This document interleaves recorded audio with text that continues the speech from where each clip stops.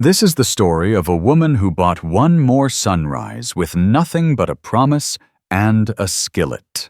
Out in the red rock hell of 1880s Arizona, where the wind carries the smell of gunpowder and grief, a widow stands alone in a narrow pass, surrounded by painted warriors who have every reason to kill her.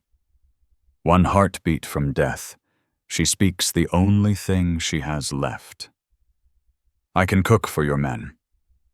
What happens next isn't a fairy tale. It's a slow, brutal, beautiful collision of hate, hunger, trust, and something neither of them expected to feel again. This is the story of how a meal became a lifeline, and how a lifeline became a choice that cost everything. The sun hammered down on the narrow canyon like a blacksmith's forge, turning the air into something thick and metallic. Clara Hayes sat rigid on the wagon seat, the reins limp in her lap. Sweat had long since soaked through her faded calico dress and pooled at the small of her back. The mule stood motionless, ears twitching, flanks heaving. No wind stirred the dust. No birds called, only the faint, dry creak of the wagon's axles settling into silence. She had been alone for weeks, since the Ketchum gang left Jed's body in the dirt and rode off with everything worth taking. The flour sack was nearly empty now, the beans gone. Clara no longer knew where she was going, only that stopping meant dying. So she kept moving until the mule refused. Now the canyon walls pressed close on both sides, red rock streaked with black veins of iron. She wiped her sleeve across her forehead and tasted salt and dust on her lips. That was when she felt it. The wrongness of the quiet. Too complete. Too watchful. A pebble skittered down the cliff face to her left, bouncing once, twice, then silent. Not wind, not gravity. Someone had dislodged it. Clara's heart slammed against her ribs. She scanned the rim. Shadows moved, slow, deliberate, like men who knew they had all the time in the world. Her fingers tightened on the reins, but her hands shook so badly the leather slipped free. The mule didn't even flick an ear. It knew too. She swallowed, throat dry as the rock around her. Run, and the mule would stumble in 10 yards. The arrows would find her before she cleared the bend. Stand still, and they might kill her anyway. But standing still at least left her one breath to speak. The shadows resolved into riders. Painted faces, dark braids, rifles and lances catching the glare. They came down the slope in a loose half circle, cutting off retreat. Clara's pulse roared in her ears. She forced herself to sit straighter, chin up, even as terror clawed at the back of her throat. One man dismounted. Tall, broad-shouldered, hair tied back with a strip of hide. His face was carved from the same red stone as the canyon, eyes dark and unreadable beneath the shadow of his brow. He carried a long ash lance, the iron tip glinting like a promise. He walked toward her without hurry, boots silent on the sand. Clara's voice cracked when she spoke, hoarse from disuse and dust. "I can cook for your men." The words hung in the still air. She didn't know if he understood English. She didn't know if it mattered. She only knew she had nothing else to offer. He stopped 3 paces away. The lance point hovered inches from her breastbone.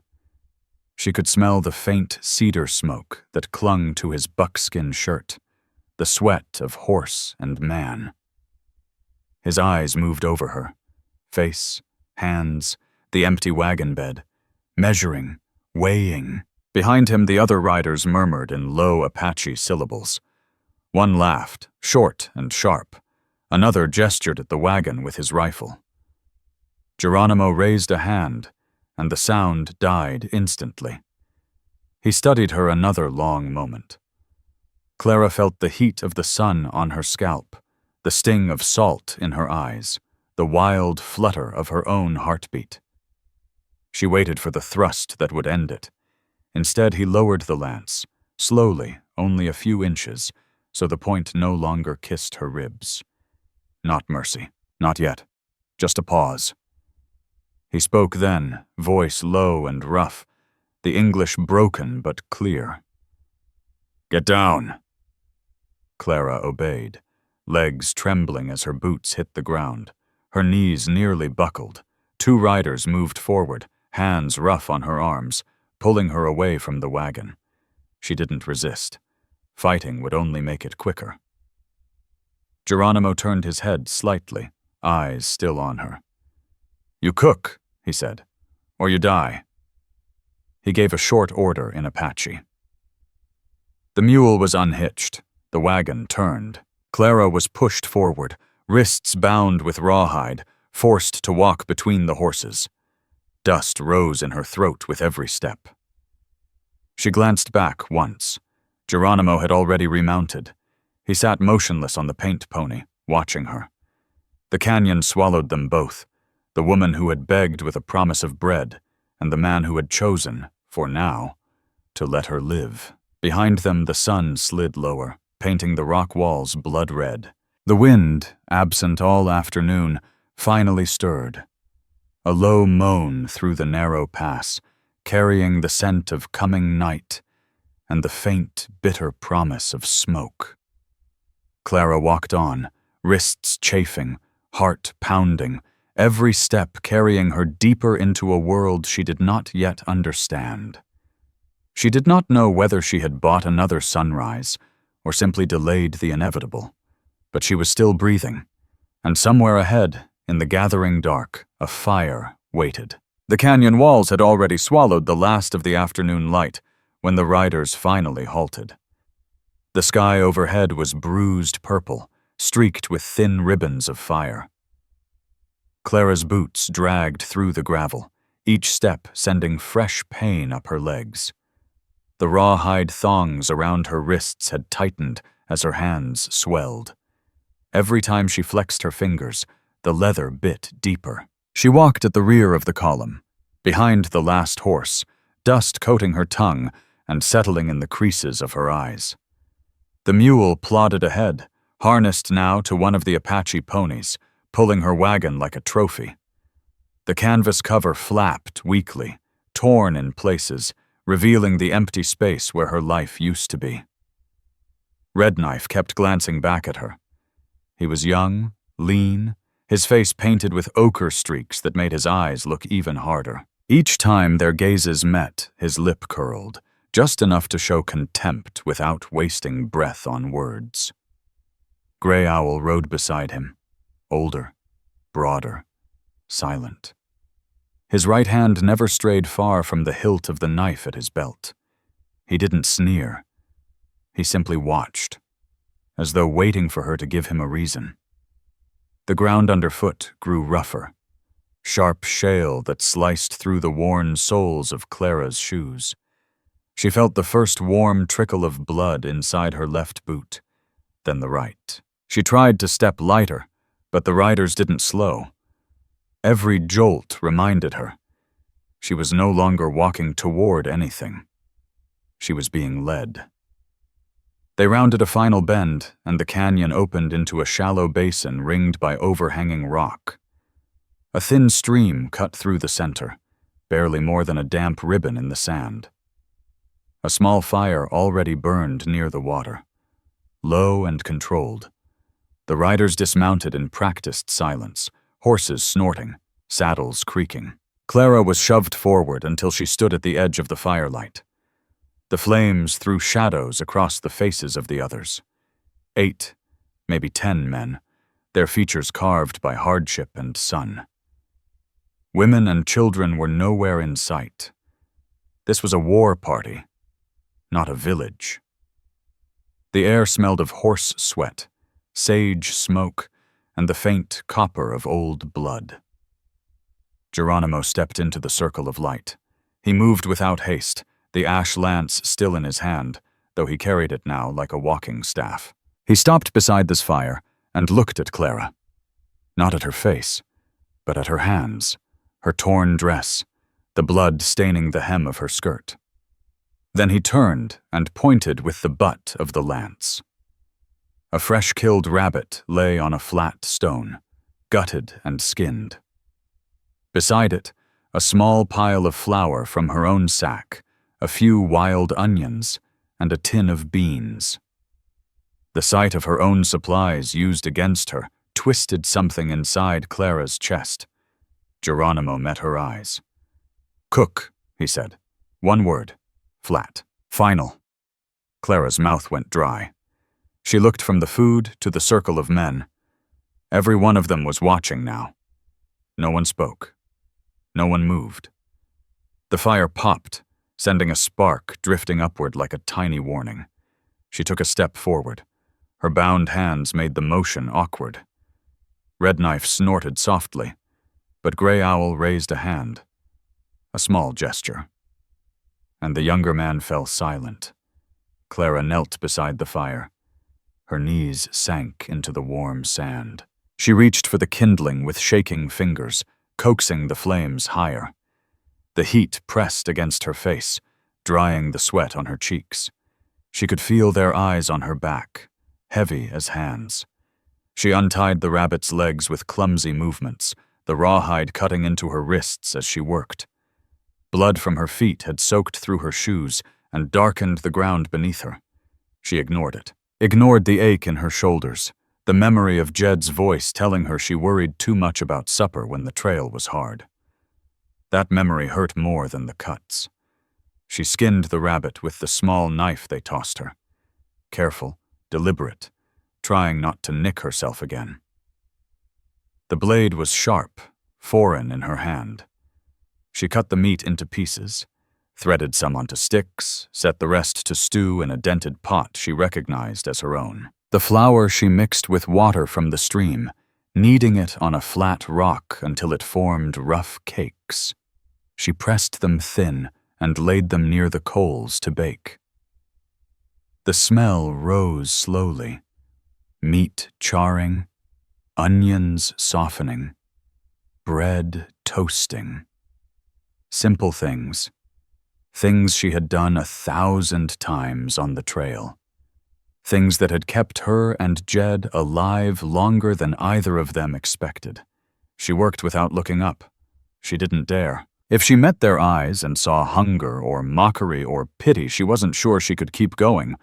When the food was ready, she straightened. Slowly, every joint protesting, and used a stick to push the rabbit skewers closer to the fire's edge. The bread she lifted with her fingertips, blistering already from the heat. She stepped back. Silence.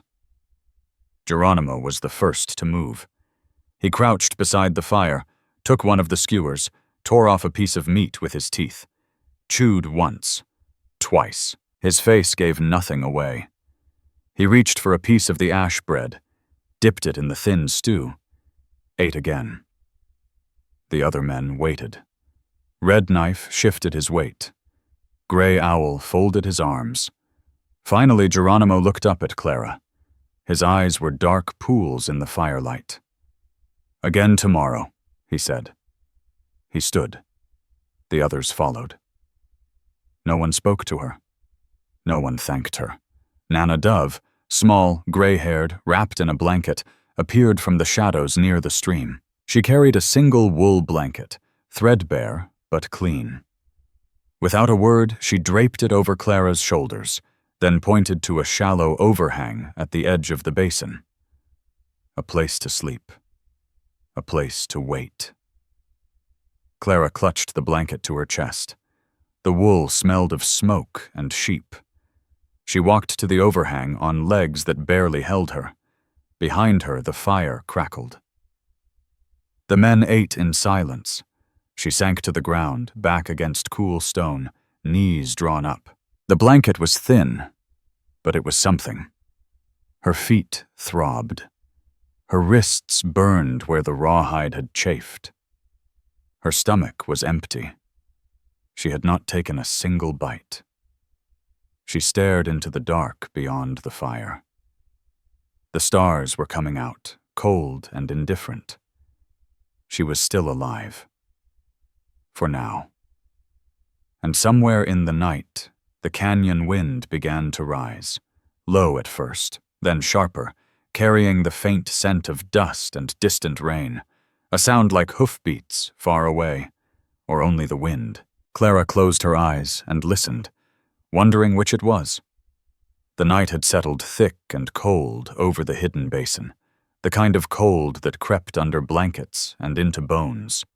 The fire at the center burned low but steady, fed by dry mesquite that snapped and spat orange sparks into the black sky. Clara knelt beside it, sleeves rolled to her elbows, the rawhide thongs finally cut away, though the red welts they left still throbbed with every heartbeat. The rabbit meat sizzled on green sticks she'd sharpened with the borrowed knife. Wild onions, bruised and pungent, simmered in the dented pot with the last of her flour thickened into a thin gravy. The smell rose in slow waves, gamey, earthy, almost comforting, and for a moment she could almost pretend this was just another supper on the trail with Jed. Almost. She worked fast, too fast. The knife slipped when she tried to cube the last chunk of meat. The blade bit into the pad of her left thumb, a quick, hot line of pain. Blood welled immediately, dark and bright against her skin. A drop fell onto the coals. Hiss. Sizzle. Gone. She froze for half a second, breath catching. She didn't stop. She pressed her thumb against the side of her skirt, wiped the blade on her hem, and kept cutting. If she paused to wrap it, if she showed weakness, the eyes on her might decide she wasn't worth the trouble anymore. The canyon wind carried their whispers, soft Apache words she couldn't understand, from the women and children clustered at the edge of the firelight. The canyon folk. They stood in a loose half-moon, blankets pulled tight, faces half-shadowed. Some children clung to skirts, others stared openly. One boy, small, maybe 6, dark hair falling into wide eyes, stood a little apart. Little Fox. He watched her with something between fear and fascination, like she was a strange animal that might bite or feed him. Clara felt his gaze like a weight on her neck. She laid the meat pieces over the coals to sear, turned the sticks with trembling fingers. The bread cakes, rough, uneven, browned at the edges. She flipped them with a flat stone, ignoring the sting in her thumb, ignoring the way her vision blurred for a second from fatigue and smoke. Every movement was deliberate, mechanical. If the food was good, she lived another night. If it wasn't, she didn't let the thought finish. When the meat was done, she piled it onto a tin plate from her own wagon, the one with the dented rim Jed had cursed at every time it caught on the stove. She added 2 pieces of ash bread, a spoonful of the onion gravy. Simple. Honest. The best she could do with what was left. She stood. The firelight painted her face gold and black, made the blood on her skirt look almost black. She walked straight to Geronimo. He sat cross-legged on a folded blanket, back to a boulder, the ash lance resting across his knees. The other warriors formed a loose ring around the fire, silent, waiting. Clara knelt in front of him, slowly so her shaking legs wouldn't betray her, and held out the plate. He looked at the food, then at her. No expression, no warmth. Just those dark eyes that seemed to see straight through skin to whatever small, stubborn thing kept her breathing. He took the plate, set it on the ground beside him, tore off a piece of bread with his fingers, dipped it in the gravy, ate, chewed slowly, swallowed, reached for a piece of rabbit, bit, chewed again. The basin was so quiet, Clara heard the crackle of the fire, the distant hoot of an owl, the faint drip of water somewhere in the rocks. No one moved. No one spoke. Geronimo took a third bite. Then he looked up, straight into her eyes. For a heartbeat, the world narrowed to that single point of contact. Clara felt it in her chest like a fist closing. She waited for the verdict, for the nod that would save her, for the gesture that would end her. He set the plate down carefully, wiped his hands on his buckskin leggings. "Again tomorrow," he said. The words were quiet, almost gentle in their flatness. Not praise, not mercy, just fact. He rose. The other men rose with him, shadows stretching long across the sand. They drifted away toward their blankets and horses, conversation starting low among them. Relieved, perhaps, or simply indifferent. Clara stayed kneeling, plate still in her hands, the untouched portion cooling. Her thumb ached in steady pulses. She felt the eyes of the canyon folk linger on her a moment longer. Then they, too, turned away. Nana Dove approached, small, bent, wrapped in a dark wool shawl. She carried another blanket, thinner than the one Clara had slept under the night before, patched in places. Without a word, she draped it over Clara's shoulders. The wool was rough, smelling faintly of smoke and lanolin. She pointed to a shallow alcove in the rock wall, barely more than a scoop of shadow, sheltered from the wind. A place to curl up. A place to wait for morning. Clara nodded once, throat too tight to speak. She walked to the alcove on numb legs, blanket clutched tight. She sank down against the stone, knees to chest, back pressed to the cool wall. The firelight barely reached her now, just a faint orange glow that made the blood on her skirt look black. She stared at her hands. The cut on her thumb had clotted, but fresh blood still beaded along the edges. She pressed it against her skirt again, harder this time. The pain was sharp, grounding, real. She was still here, still breathing. And tomorrow she would cook again, somewhere beyond the fire. Little Fox's small silhouette paused at the edge of the light, watching her for a long moment before Nana Dove gently turned him away. Clara closed her eyes. The wind rose again, low, steady, carrying the faint scent of rain that might never fall. She listened to it, wondering how many more nights it would let her have. The first gray light of dawn seeped into the basin like spilled milk, turning the red rock walls pale and cold. Clara woke stiff and aching, the thin blanket twisted around her legs. The alcove had kept the worst of the wind away, but the chill had settled deep into her joints. Her thumb throbbed where she'd cut it the night before. The makeshift bandage, torn from her own hem, was stiff with dried blood. She sat up slowly. The fire from last night was only ash now, a faint gray circle still warm underfoot. The camp was already stirring. Low voices, the soft clink of metal, horses snorting in the shadows. No one looked her way. Not yet. Nana Dove appeared without sound, small and bundled in her shawl. She carried 2 woven baskets, one larger than the other, and a short knife with a handle wrapped in sinew. She set them at Clara's feet, then pointed toward the narrow trail that led out of the basin. No words, just the gesture. Clear, unyielding. Clara stood. Her feet protested with fresh pain. The cuts from yesterday had scabbed over but cracked open again in the night. She wrapped the blanket tighter around her shoulders, took the baskets and knife, and followed Nana Dove to the edge of the camp. Geronimo waited there, arms folded across his chest, the ash lance leaning against his shoulder like an old friend. He didn't speak. He only watched. eyes steady, face carved from stone. Clara felt the weight of that gaze like a hand pressing on her breastbone. This wasn't kindness. This was the first real test. Go and gather, or try to run. Red Knife and Grey Owl stepped forward without being told.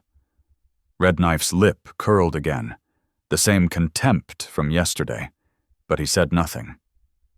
Grey Owl simply fell into step behind Clara, 20 paces back, hand resting near the hilt of his knife. They didn't need to speak. Their presence was the warning. Clara started walking. The trail climbed gently at first, then grew rough.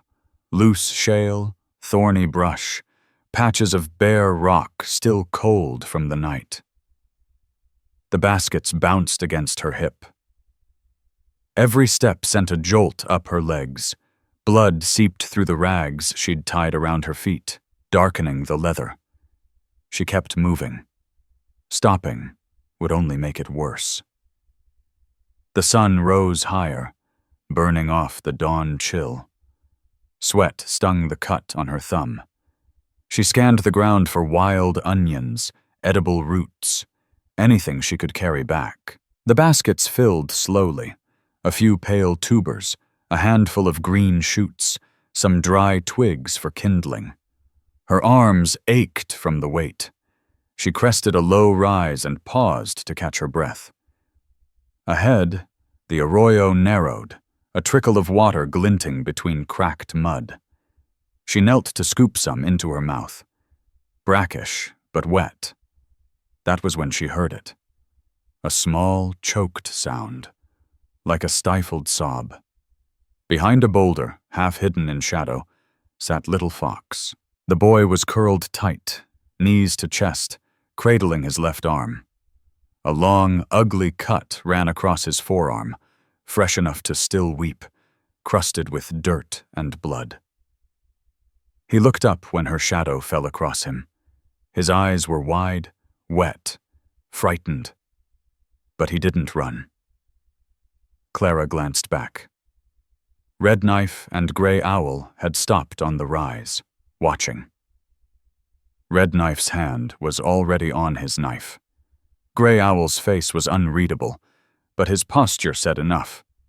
Move wrong, and this ends now. She hesitated. Every instinct screamed to keep walking, to fill the baskets, to prove she could be useful. But the boy's small, ragged breathing cut through the morning quiet like a knife. She set the baskets down. Kneeling slowly, she tore another strip from the hem of her dress. The fabric was thin now, fraying. She dipped it in the trickle of water, wrung it out, and reached for the boy's arm. He flinched, but didn't pull away. She cleaned the cut as gently as she could, wiping away dirt and dried blood.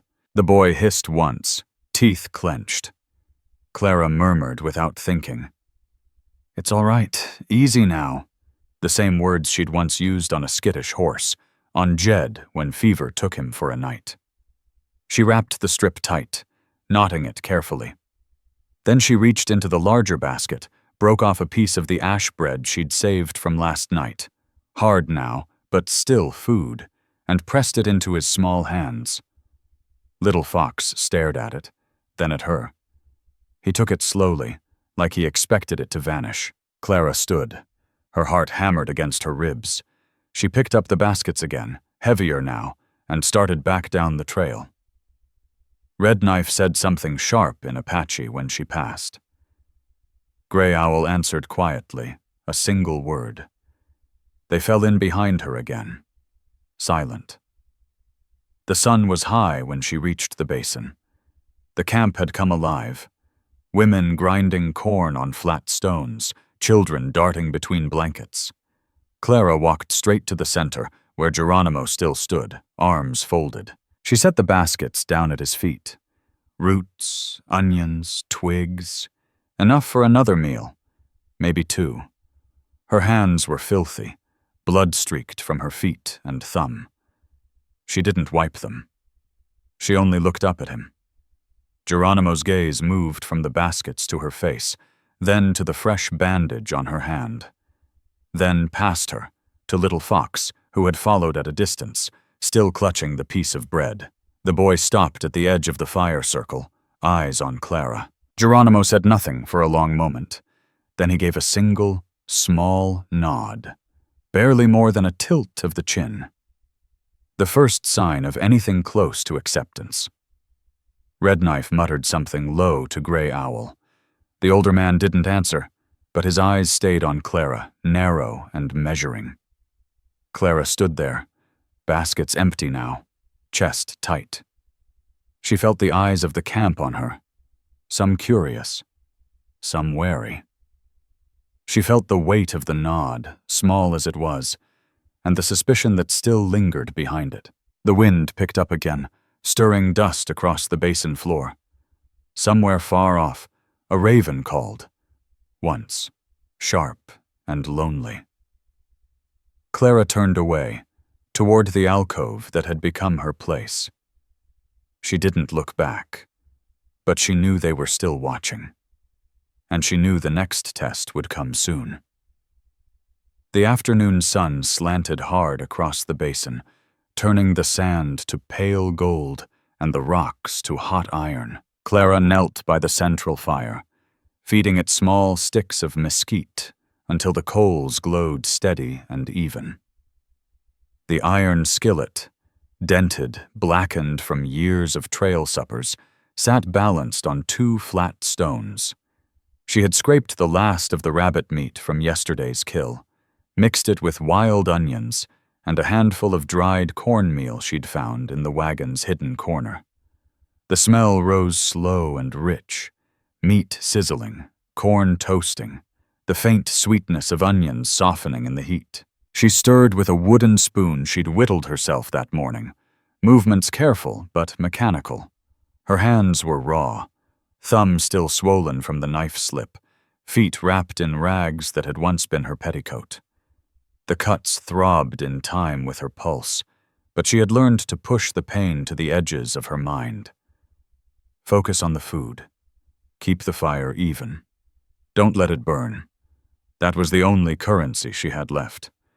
The canyon folk had begun to gather closer than before. Women stood at the rim of the firelight, blankets pulled tight across their shoulders, children peeking from behind skirts. They didn't speak to her. They only watched. Eyes following the spoon, nostrils flaring at the scent. A few of the smaller ones edged nearer, drawn by hunger, then darted back when their mothers tugged them away. No one smiled. No one asked. They simply waited. Clara felt their eyes like a second heat on her skin. She was no longer invisible, but she was still a stranger. Useful, perhaps, but not welcome. Not yet. Geronimo sat on a low boulder 20 feet away, knees drawn up, arms resting on them. He hadn't moved since the morning. His gaze never left her. Not once. She felt it the way a deer feels the stare of a cougar. Steady, patient, unblinking. It made her shoulders tighten, made her breath come shorter. She told herself not to look. Don't meet his eyes. Don't give him a reason to change his mind.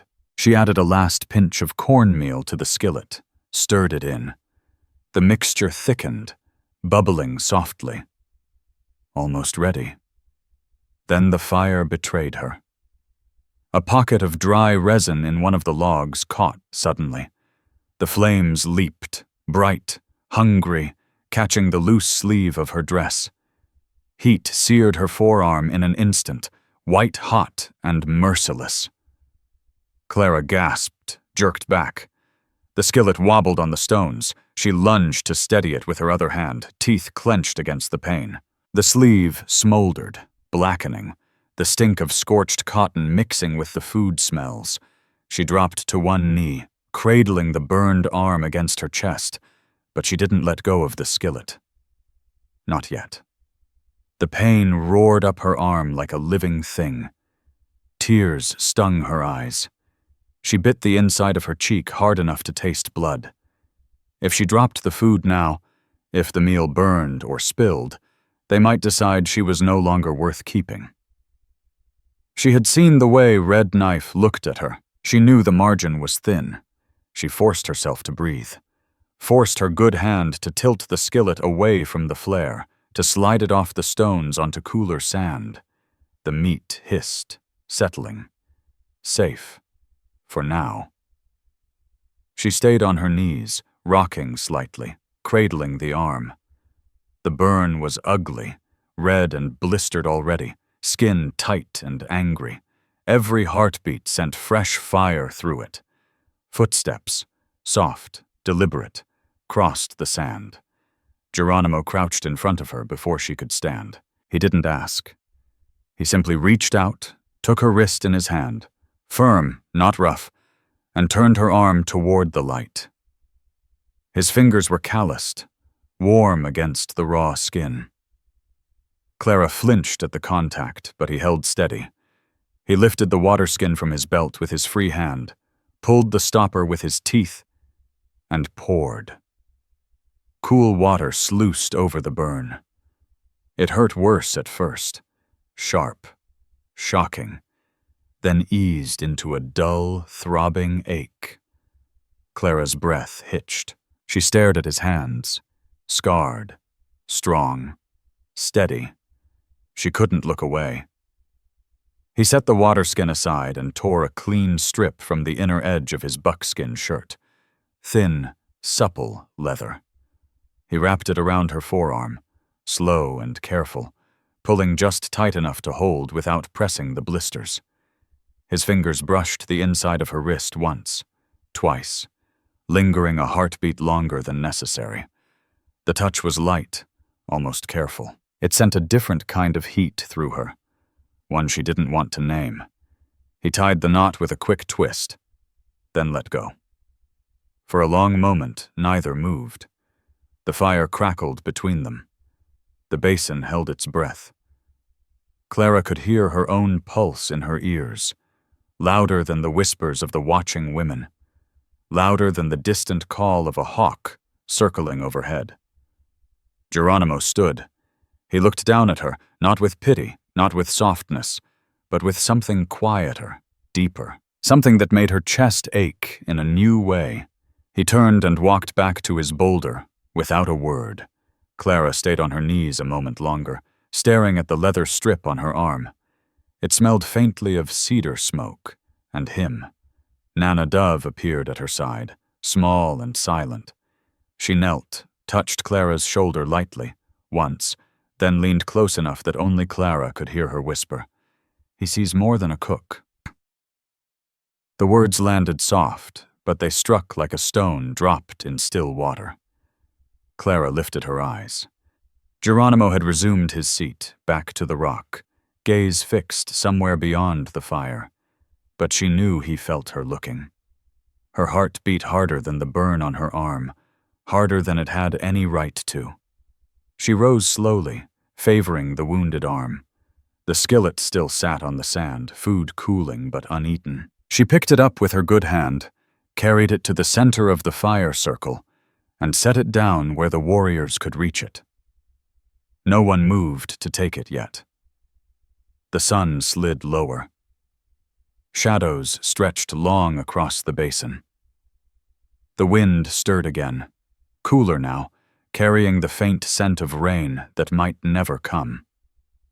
Clara walked back to her alcove, blanket trailing behind her like a shadow.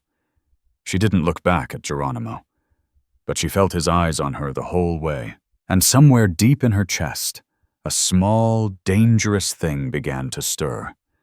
Something that had no place in a woman who was only supposed to survive one more day. The fire in the center of the basin had burned down to a steady bed of coals by the time the stars came out sharp and cold overhead.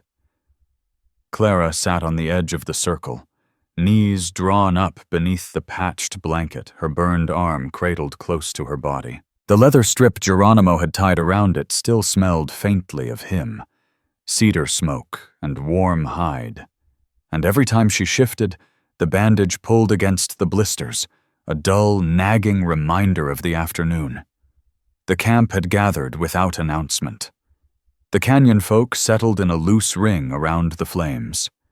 Women wrapped in dark wool, children tucked against their sides, a few older men leaning on staffs. The shadow riders came last, silent, dust-streaked from the day's ride, taking places on the far side. No one spoke much. The night itself seemed to hush them. Then the singing began. It started low, almost beneath hearing. A single woman's voice, thin and wavering, rising like smoke. Another joined, then another, until the sound wove itself into something larger, deep, rhythmic, carrying the weight of generations. The words were Apache, unknown to Clara, but the feeling beneath them was not. Sorrow threaded through every note, and beneath that sorrow, something unbreakable. Pride, memory, endurance. The voices rose and fell together, never quite in unison, yet never clashing. It was the sound of a people who had lost much, and still remembered how to carry on. Clara listened with her whole body. She didn't understand the language, but she understood the ache in it, the same ache that had lived in her own throat since the day Jed's body was left behind in the dust. She sat very still, afraid that moving might break the spell, afraid that breathing too loudly might mark her as an intruder. A few of the warriors glanced her way as the song continued. Their eyes lingered, not with warmth, but with quiet calculation. Red Knife sat nearest the fire, his painted face flickering in the glow. He leaned toward Gray Owl and muttered something short and sharp. Gray Owl answered without turning his head, voice too low to carry. Clara felt the weight of their suspicion like a cold draft down her back.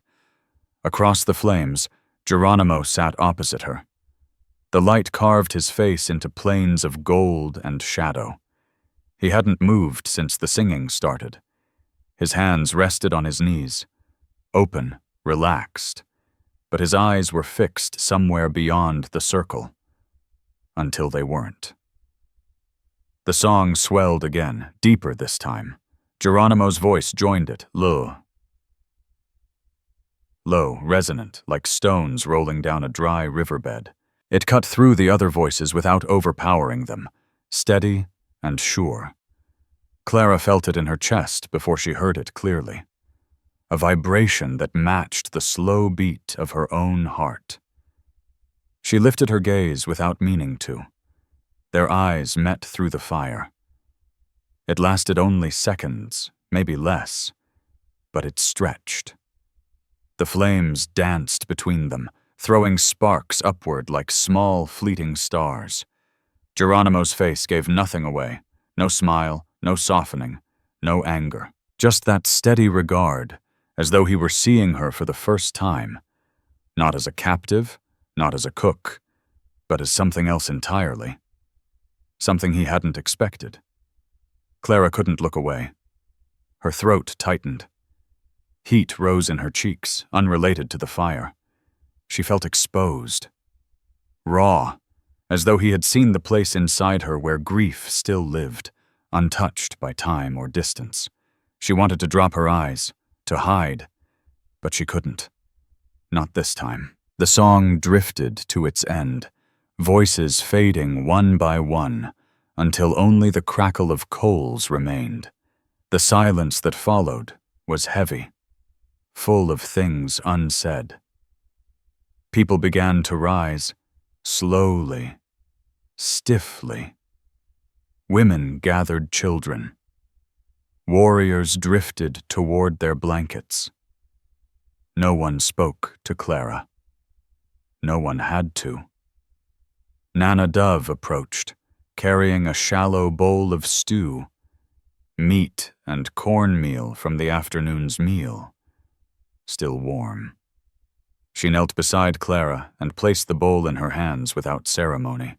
The steam rose in faint curls, carrying the familiar smell of onions and sage. Clara took it. Her fingers brushed Nana Dove's. Rough, warm, steady. She ate slowly, each spoonful deliberate. The food was good. It always was when she made it. But every bite tasted like borrowed time. When the bowl was empty, Nana Dove took it back and rose. She touched Clara's shoulder once, light, almost tender, then walked away.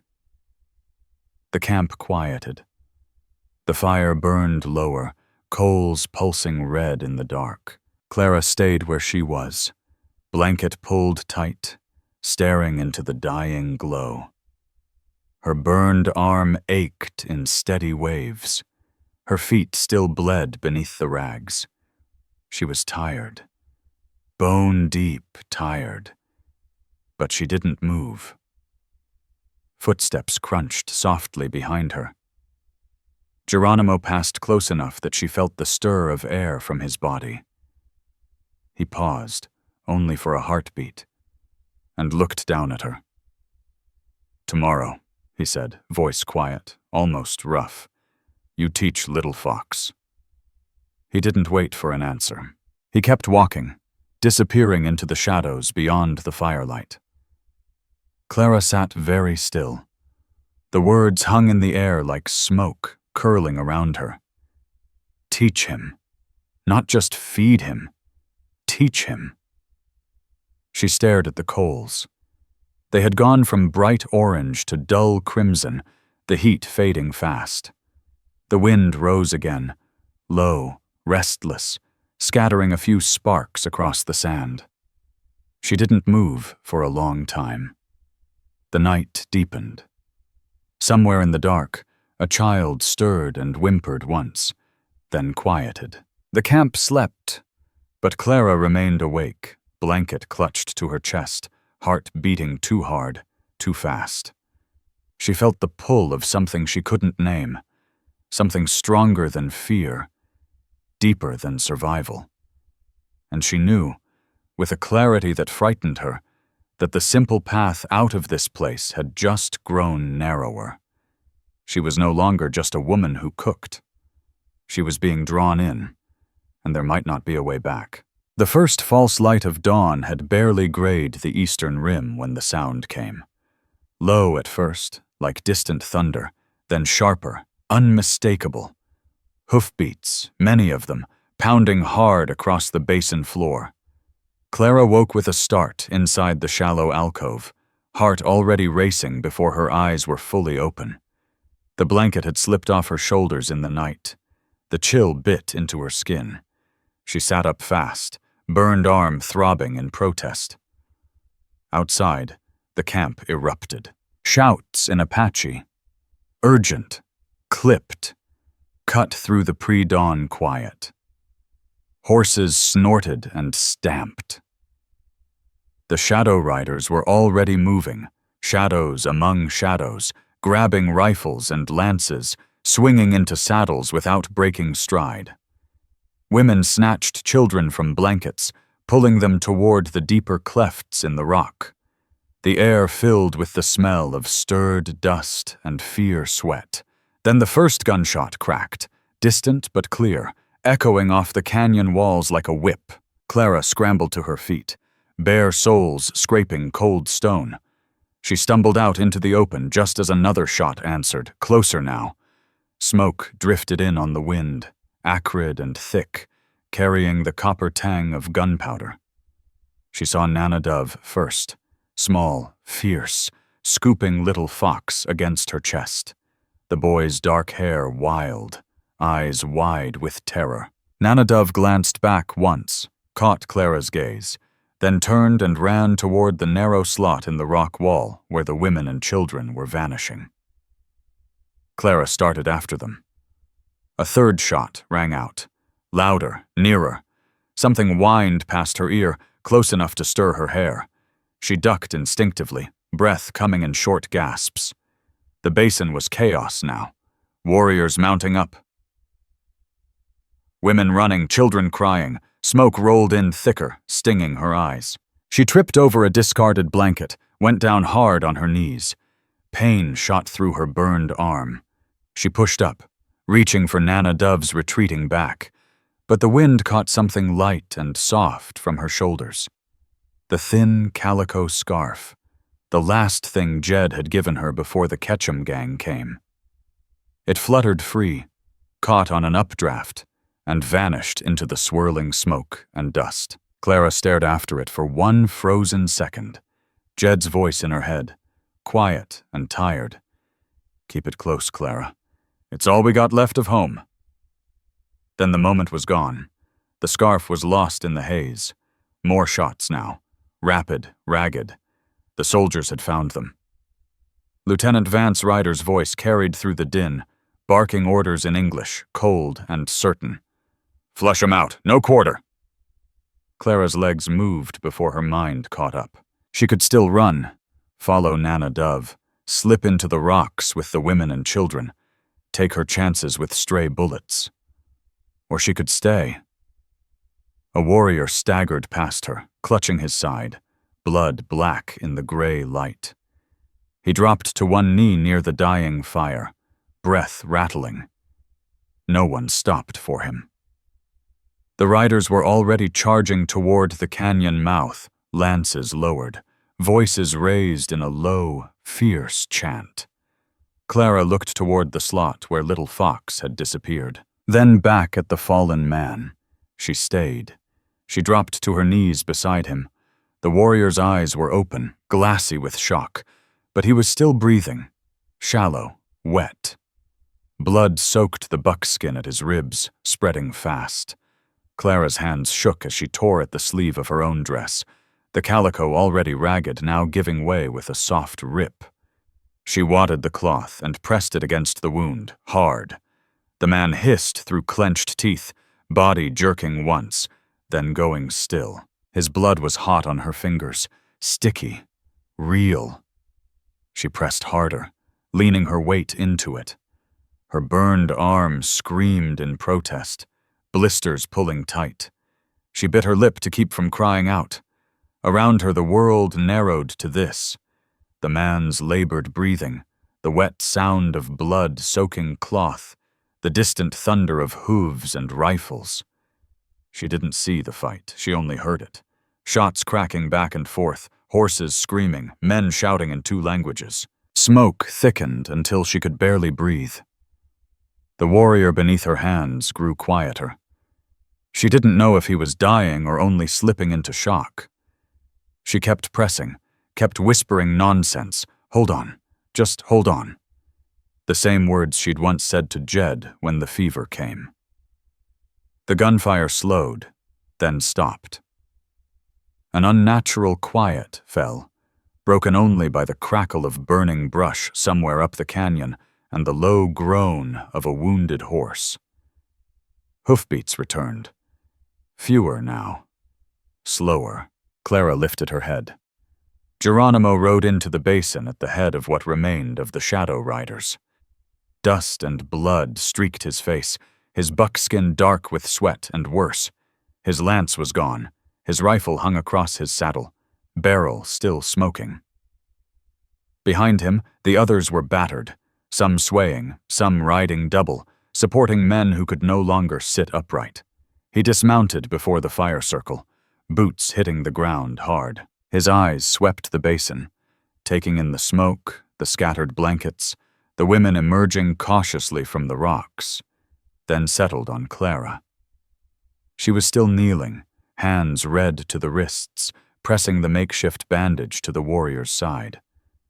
The man's breathing had steadied, shallow, but steady. Clara's own breath came in ragged hitches. Tears cut clean tracks through the soot on her cheeks.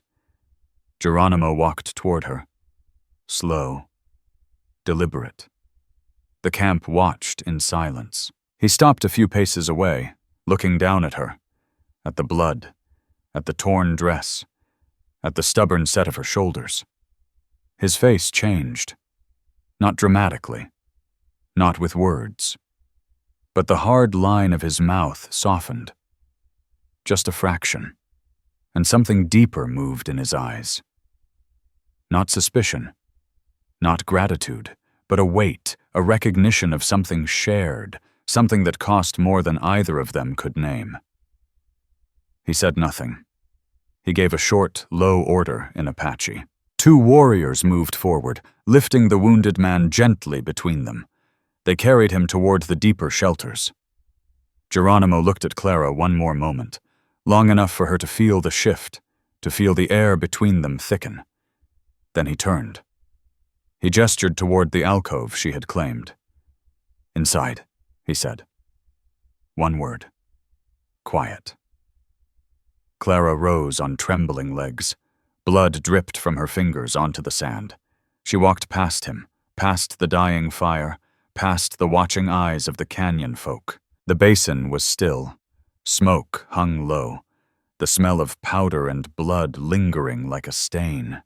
She stepped into the alcove and sank against the wall, knees buckling. Outside, Geronimo's silhouette remained against the graying sky. He didn't follow, but the weight of his gaze stayed with her, long after he turned away.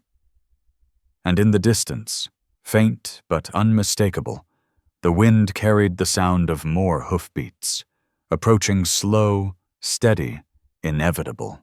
The morning light filtered thin and pale through the gaps in the hide covering the low shelter, turning the air inside to a soft, dusty gold. Clara ducked under the low entrance flap, her burned arm still wrapped in Geronimo's leather strip, her hands carrying the last scraps she had left. A small tin of salve from the wagon's medicine box, a few clean rags torn from her spare petticoat, and the single bottle of laudanum she had hidden beneath the seat. Half full, the last thing between her and the pain that had followed her since Jed died. The shelter smelled of smoke, blood, and the faint, bitter tang of crushed herbs someone had already tried to use. Geronimo lay on a thick pile of blankets, propped against a rolled buffalo robe. His shirt had been cut away from the left shoulder. The wound was ugly, raw flesh torn by a bullet, swollen and dark at the edges, fresh blood still seeping through the hasty bandage of someone else's buckskin. His breathing came shallow and ragged, each rise of his chest a small effort. Red Knife stood just outside the entrance, arms folded, knife hilt visible at his belt. He didn't step inside, but his eyes followed Clara like a hawk tracking a wounded rabbit. The message was plain. If the chief died, she would be the first to pay for it.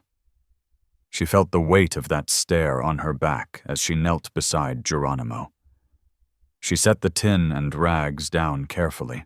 Her own hands were filthy, dried blood from the night before still crusted under her nails. But she didn't dare wash them yet. Water was precious, and she needed every drop for him. She peeled the old bandage away slowly. The wound wept fresh. Geronimo stirred, a low sound escaping his throat. Not quite a groan, but close. His eyes opened halfway, dark and fever-bright.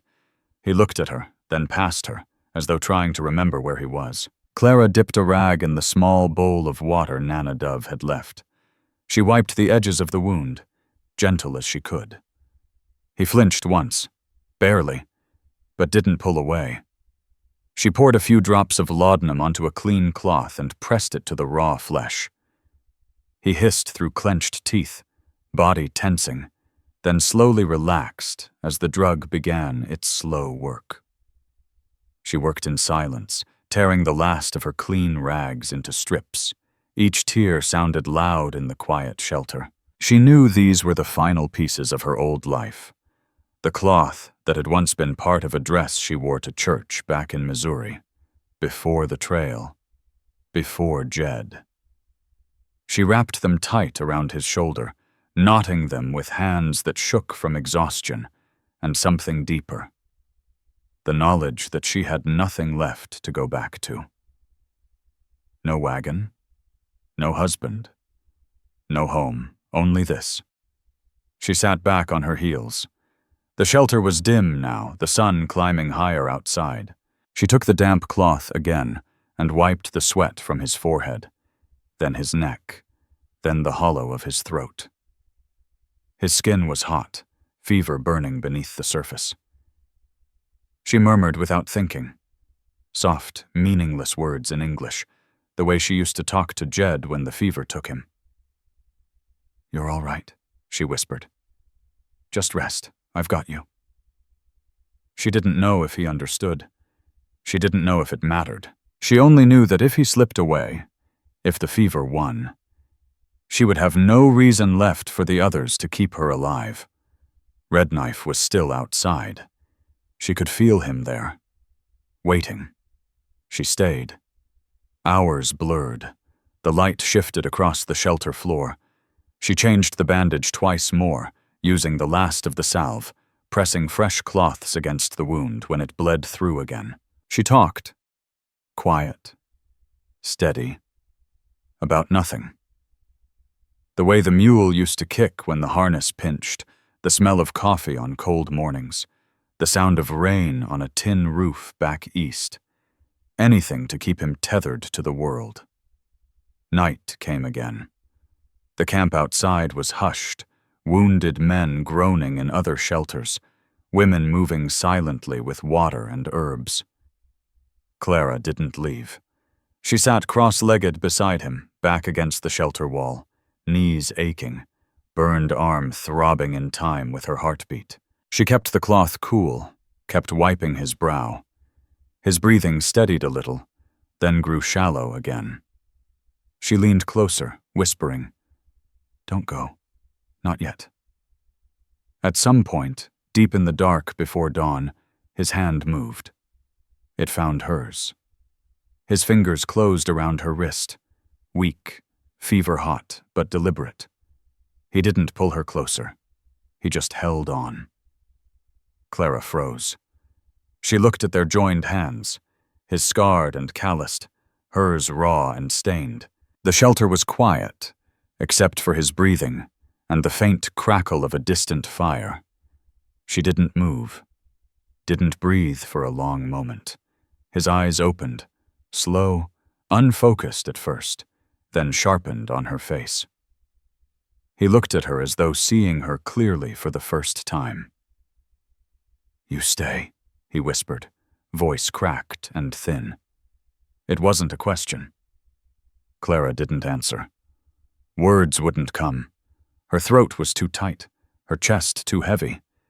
But she didn't pull her hand away. She sat there, his grip loose but unyielding, the heat of his palm against her skin. Outside, the first gray light began to creep under the hide flap.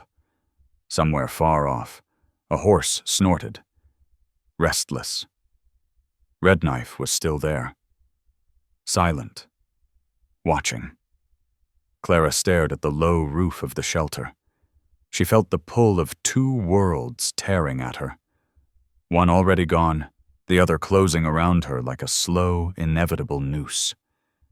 She didn't speak. She only sat, hand in his, listening to his breathing steady, just a little, against the coming day. And in the quiet, she understood. There was no going back. Not anymore. The fog lay thick across the narrow canyon that morning, heavy and wet, muffling every sound until the world felt wrapped in cotton. Clara moved through it alone, her first time beyond the camp's edge without Red Knife or Gray Owl trailing her steps. The air tasted of damp earth and pine, cool against her skin. She carried a small woven basket, half full already with yarrow and willow bark she'd learned to find from Nana Dove. Her burned arm ached dully beneath the leather wrap.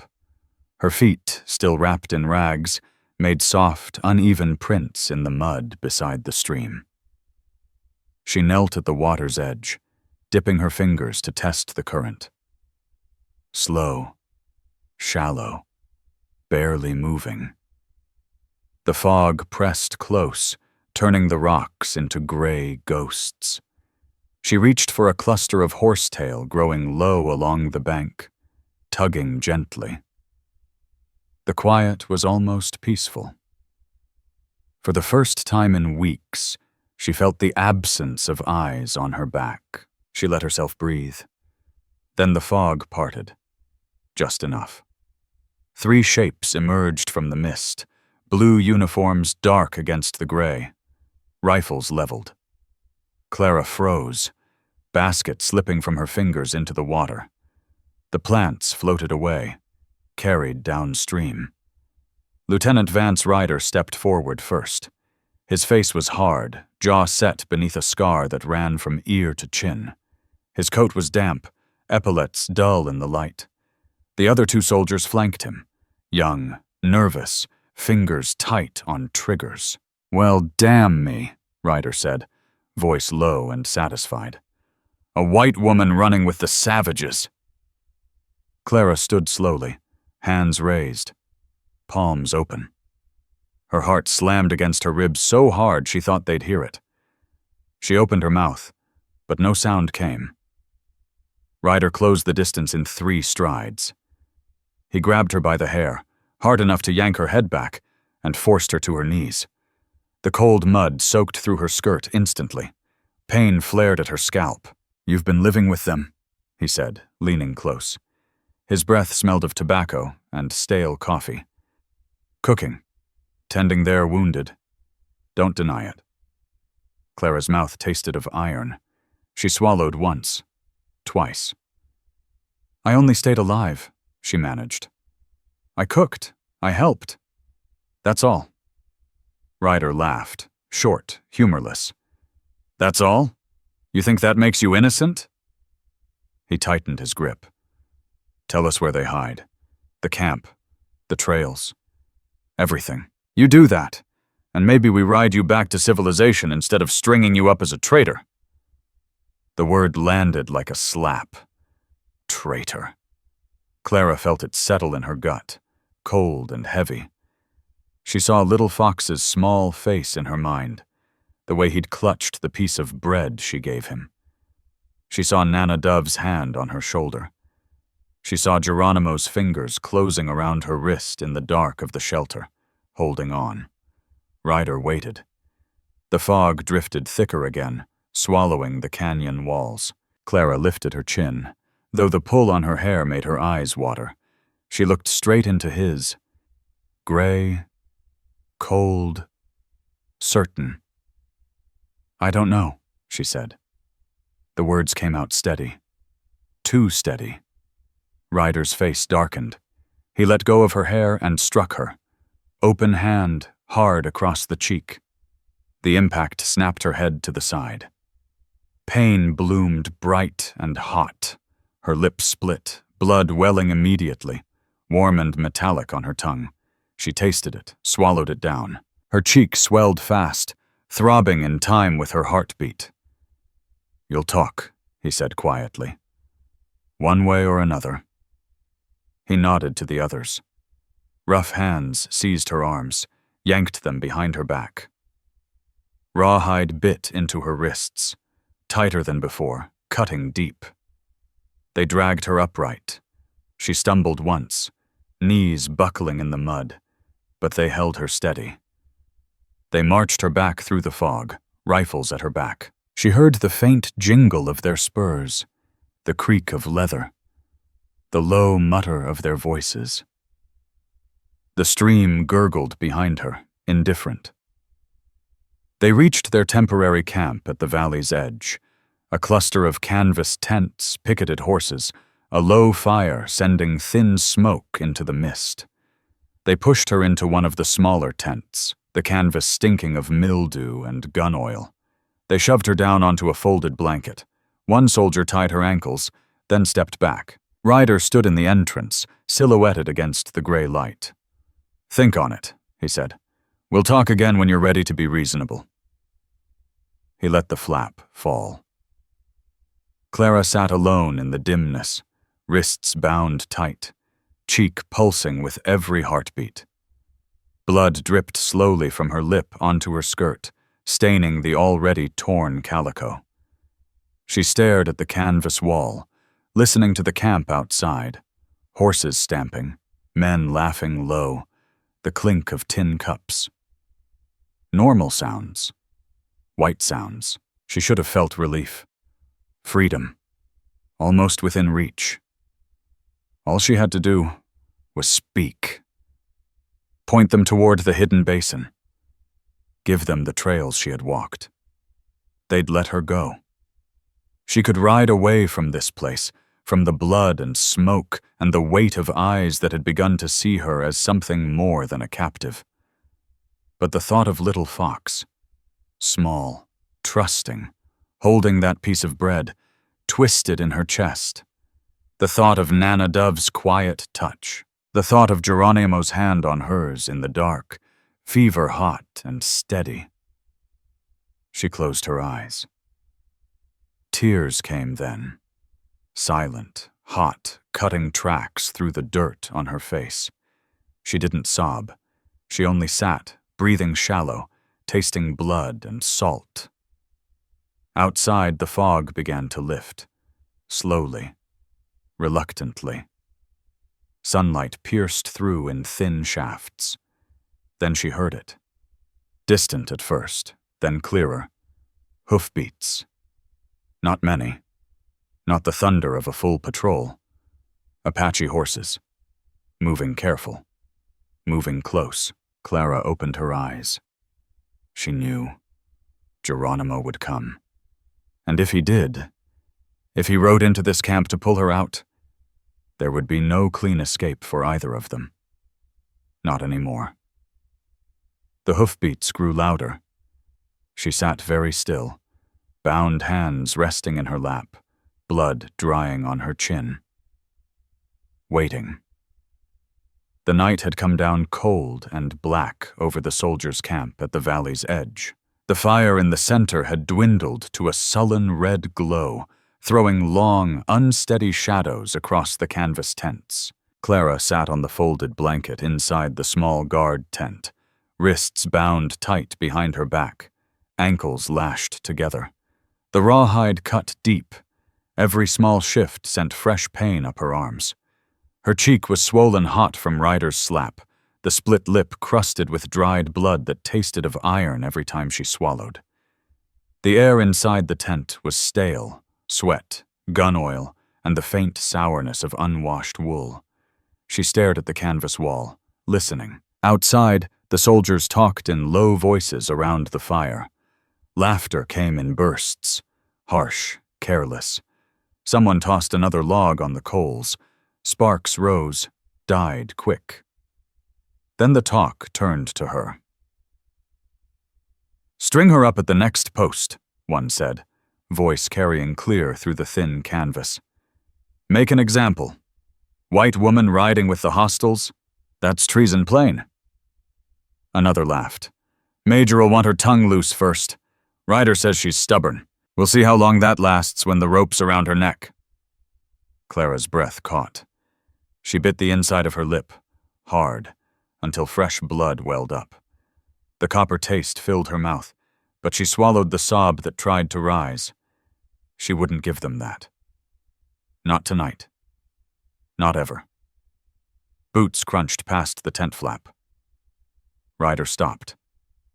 She felt his shadow fall across the canvas, blocking what little light leaked in. He stood there a long moment, silent, breathing steady. She could almost see the scar on his jaw twitching in the firelight. He didn't speak. Didn't need to.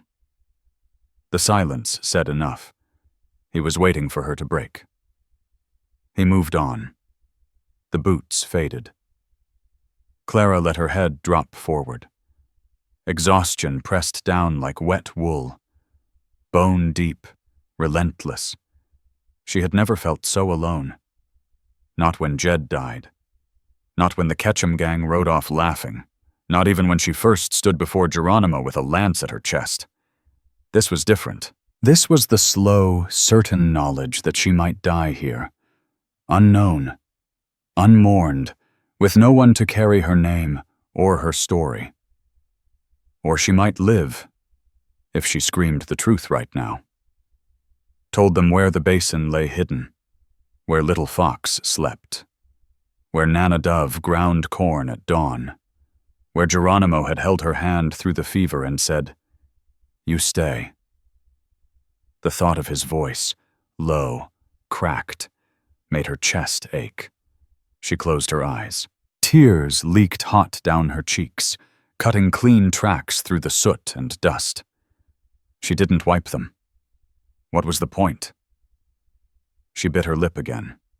Harder. More blood. She tasted it, swallowed it, let the pain anchor her. She would not speak. Outside, the talk drifted to other things. Cards, whiskey, the next patrol. The fire popped. A horse stamped. Normal sounds.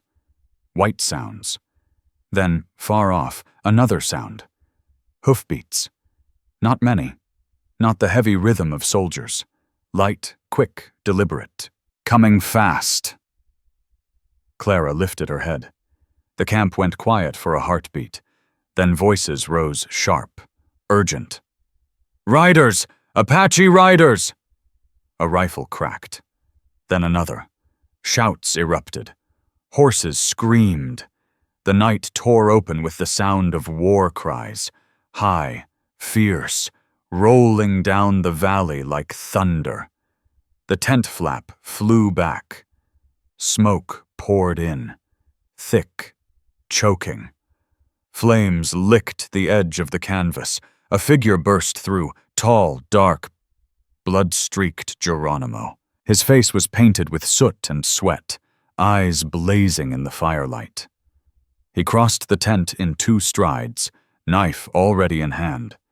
He dropped to one knee beside her. The blade flashed. Once, twice. The rawhide parted. Clara's wrists came free. Blood rushed back in stinging waves.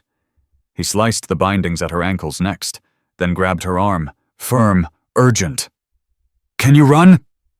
His voice was hoarse, rough from smoke and shouting. Clara nodded, legs shaking as she stood. Pain flared everywhere, cheek, wrists, burned arm. But she moved. Geronimo pulled her toward the entrance. Outside was chaos, tents burning, soldiers firing wildly into the dark, the shadow riders riding through the smoke like ghosts, arrows flying, lances gleaming. Red Knife rode past, rifle raised. Gray Owl circled the perimeter, cutting down anyone who got too close. Geronimo half-dragged, half-carried Clara to his horse, a paint pony stamping nervously at the edge of the firelight. He swung up first, then reached down. She grabbed his forearm, strong, steady, and he pulled her up behind him in one motion. She wrapped her arms around his waist, pressing her face to his back. He smelled of smoke, blood, horse, and cedar. He kicked the pony into motion. Bullets whined past. Close, too close. Geronimo leaned low, shielding her with his body, one arm tight across her hands where they clasped in front of him. They broke clear of the camp, plunging into the dark beyond the flames. The sounds of the fight faded behind them. Shouts, shots, the crackle of burning canvas. He spoke once, voice low against the wind. "You did not speak." 3 words. Simple. Certain. Clara felt them sink into her like stones into deep water. Tears came again. Hot. Silent, falling onto the back of his buckskin shirt. She pressed her cheek there, feeling the rise and fall of his breathing, the steady beat of his heart beneath the blood and dust. She held him tighter. The pony ran on, hooves drumming through the night. Behind them, the glow of the burning camp faded slowly into the black. Ahead lay only darkness, and whatever waited in it. The Sierra Madre rose around them like the spine of some ancient beast, jagged peaks cutting the sky into thin, cold blue strips. A few days' hard riding had brought them here, deep into the folds of the mountains, far from the burned camp, far from the soldiers' trails. The small cave they had found was high on a narrow ledge, its mouth half hidden by scrub oak and rockfall. Inside, the air was cool and dry, smelling of stone and old pine needles. A trickle of water seeped from a crack in the back wall, pooling in a shallow basin before disappearing into the earth. Clara sat cross-legged on a folded blanket, the last one she owned. Across from her, Geronimo leaned against the rough wall, legs stretched out. The fire between them was small, 3 sticks of dry cedar, burning low to keep smoke from betraying them. The light reached only far enough to touch their faces, painting the rest of the cave in shifting black. His shoulder wound had opened again on the ride. Fresh blood darkened the leather wrap she had made days ago. She had cleaned it twice already today, using the last clean strip torn from her petticoat. The cloth was gone now. Every last inch of it pressed against the torn flesh, knotted tight. She knew if the bleeding didn't stop soon, if fever took hold again, neither of them would make it through the next week. The thought settled in her stomach like lead. She had nothing left to give but her hands, her time, and the stubborn refusal to let him slip away. Geronimo watched her in silence.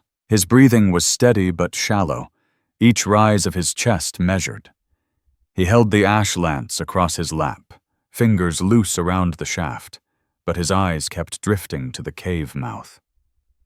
The wind outside howled through the narrow pass below, low, mournful, sounding too much like distant hoofbeats.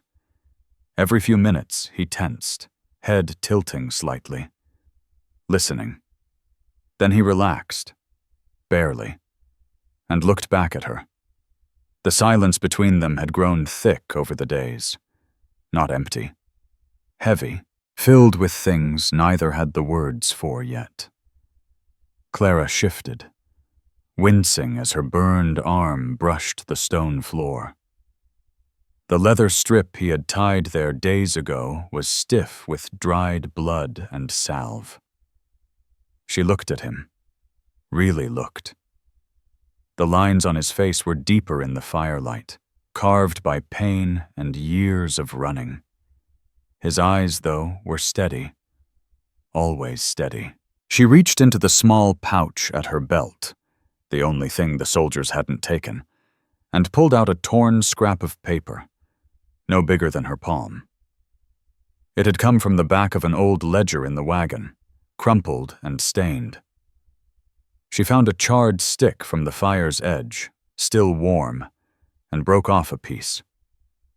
Her hands shook only a little as she pressed the blackened end to the paper. She wrote slowly, carefully, Geronimo.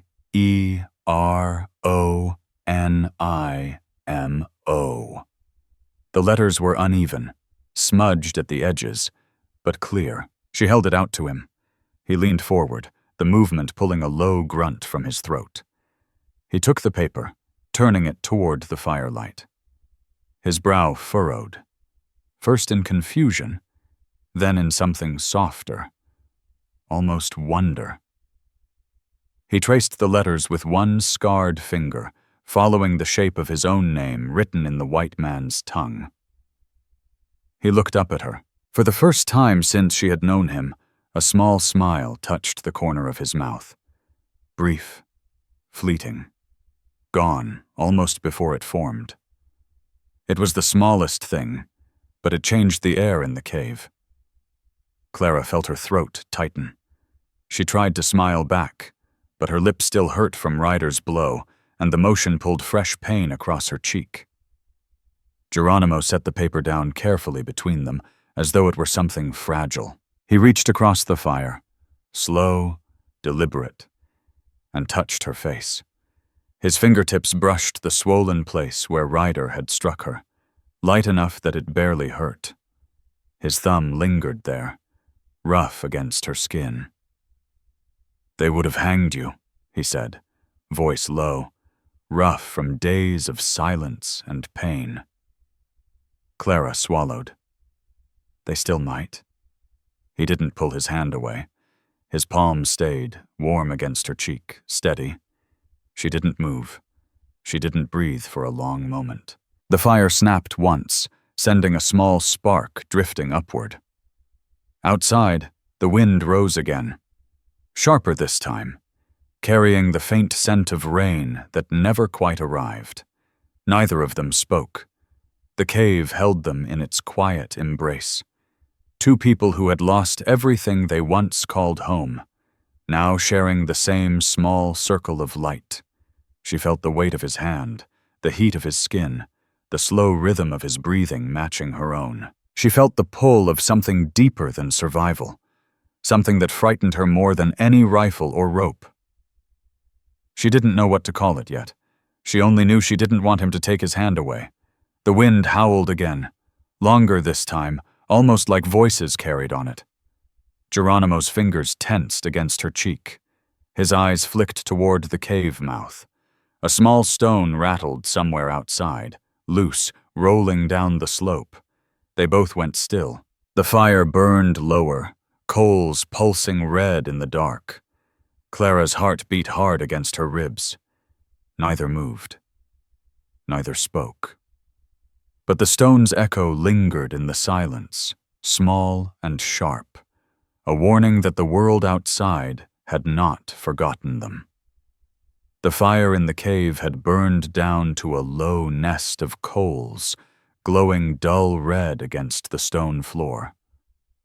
The light barely reached the walls, leaving most of the small space wrapped in shadow. Outside, the Sierra Madre wind moved through the narrow pass below, steady, cold, carrying the scent of dry pine and distant rain that never quite arrived.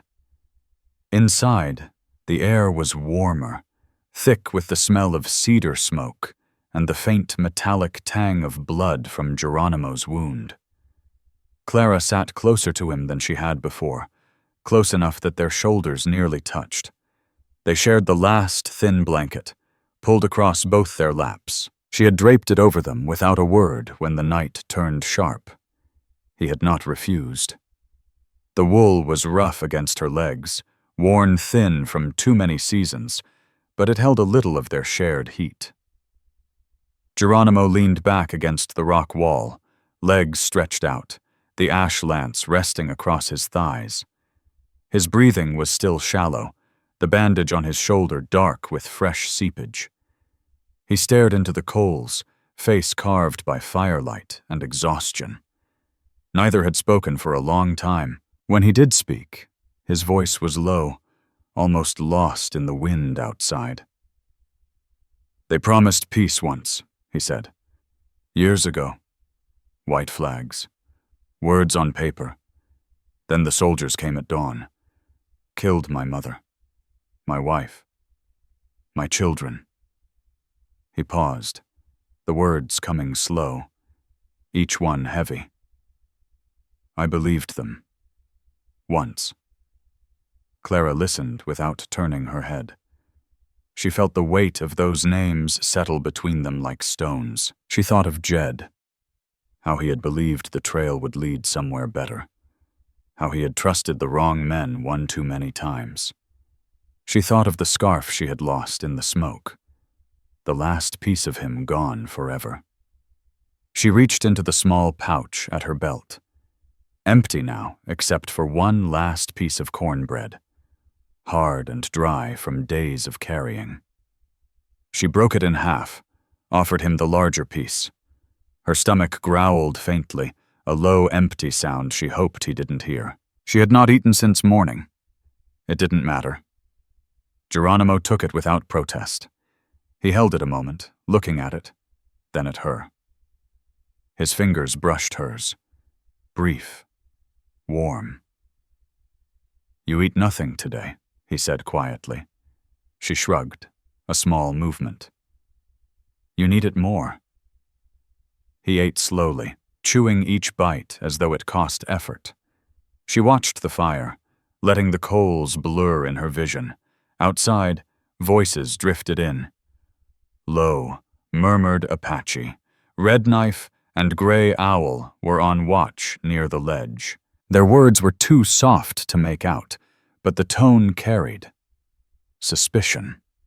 Still sharp, after everything. They had seen her refuse to speak in the soldiers' camp. They had seen Geronimo ride through fire to pull her out.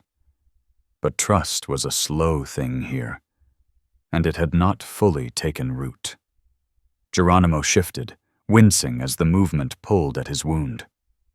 He looked at her. Long. Steady. "You could go back," he said. "To the border. To your people." The words hung there, quiet but deliberate. Clara felt them like a blade against her skin. Not cutting yet, just resting. She stared into the coals. Memories flickered. The church in Missouri, the small house with the tin roof, Jed's laugh when the mule kicked the bucket over. All gone, burned away or buried in dust.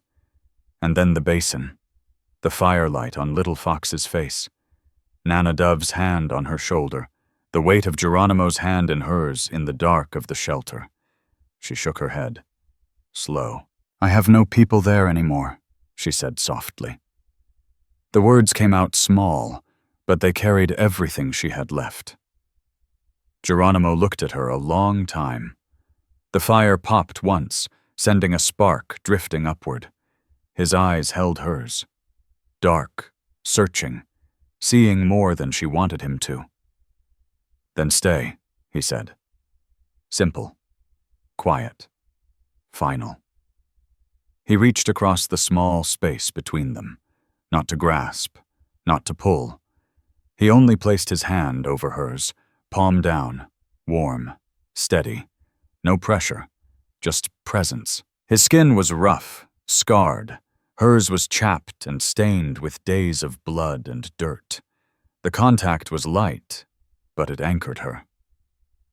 Clara didn't move.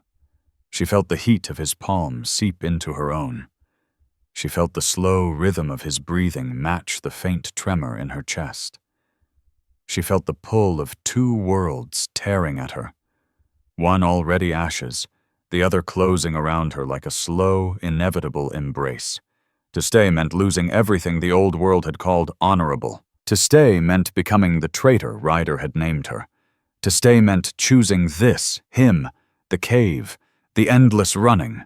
Over everything she had once been, she didn't speak. She only turned her hand slightly, enough that their fingers touched palm to palm. Not clasping. Not yet.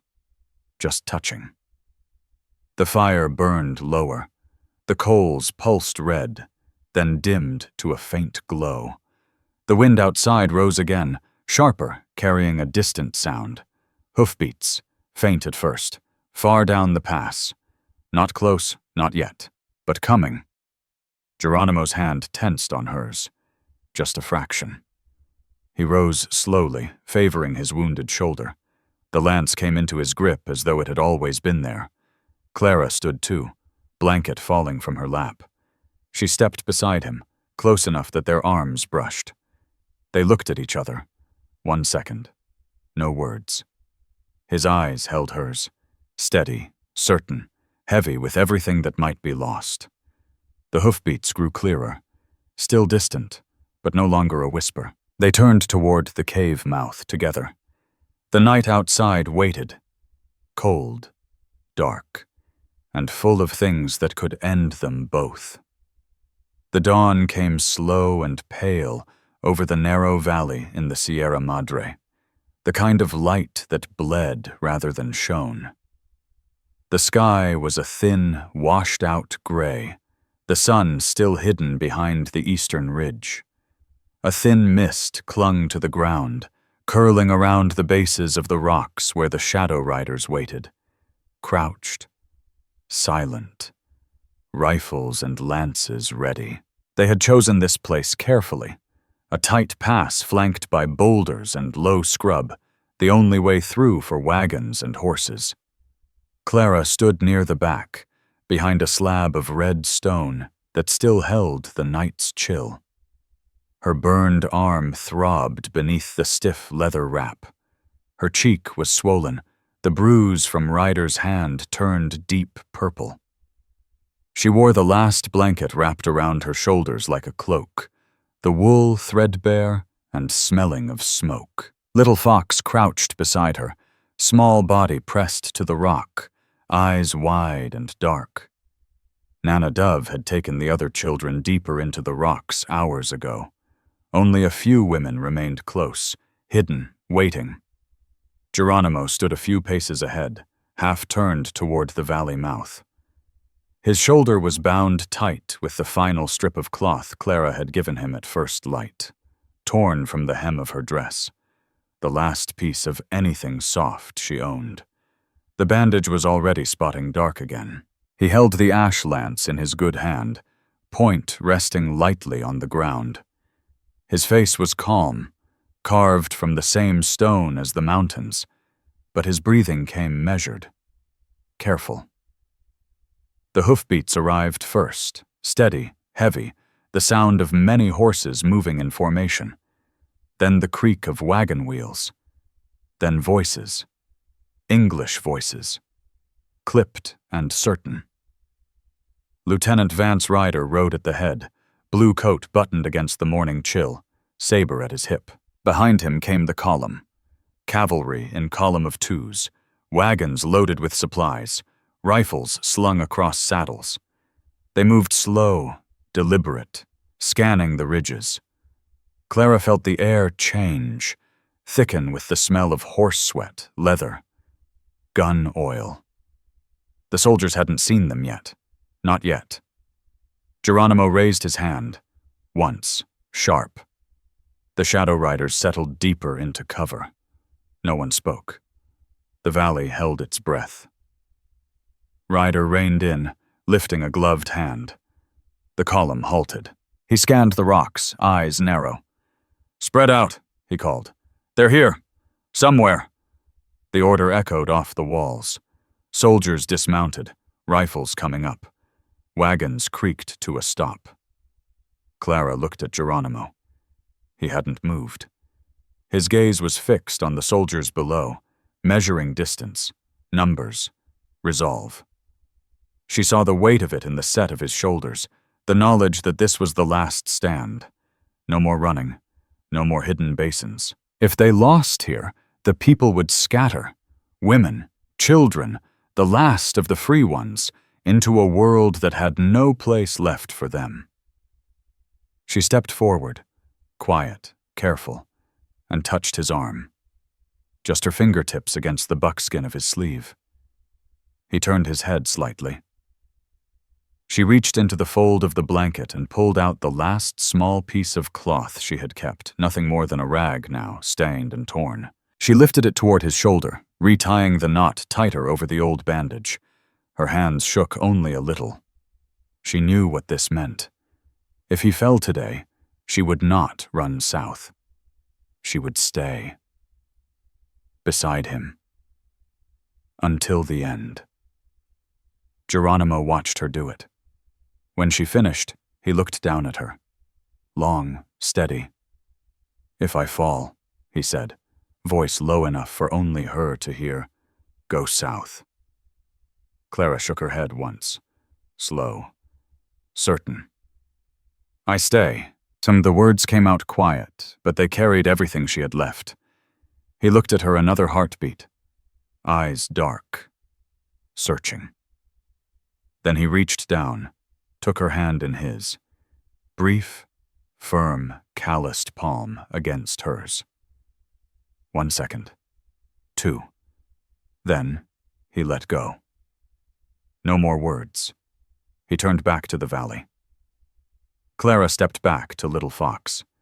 She pulled the boy against her side, one arm around his thin shoulders. He didn't cry. He only pressed closer, small hands clutching her blanket. Below, Ryder gave another order.